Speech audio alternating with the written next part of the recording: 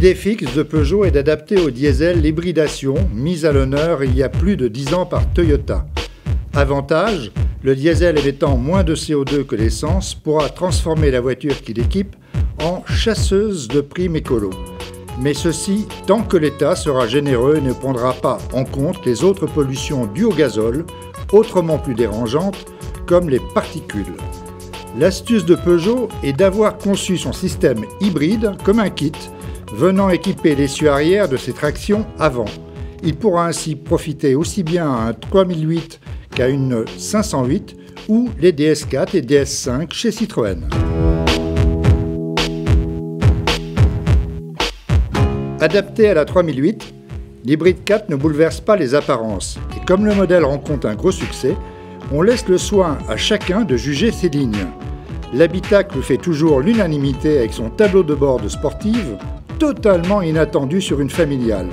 Le tout petit sélecteur de vitesse de la boîte robotisée à 6 rapports est secondé ici par une molette rotative qui permet de sélectionner l'un des 4 modes de roulage, automatique, sport, 0 émission pour la ville et 4WD.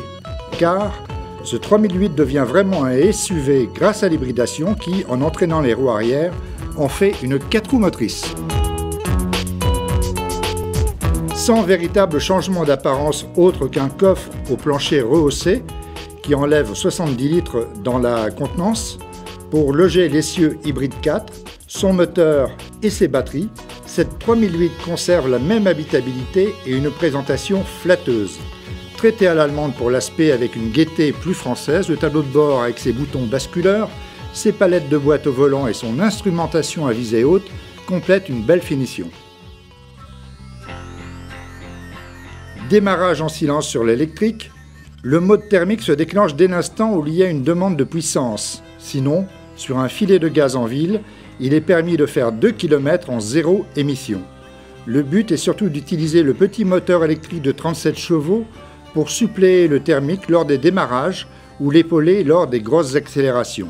Il est ensuite coupé à partir de 115 km/h où seuls les 163 chevaux du diesel assurent leur mission. Ce partage des tâches est particulièrement bien géré par l'électronique et une boîte devenue très douce qui permet de descendre à une consommation inférieure à 5 litres. Peugeot a probablement mis le doigt sur une hybridation originale, c'est-à-dire l'hybridation diesel, une première au monde. Est-ce qu'il va se tenir pour autant à l'écart de l'hybridation essence?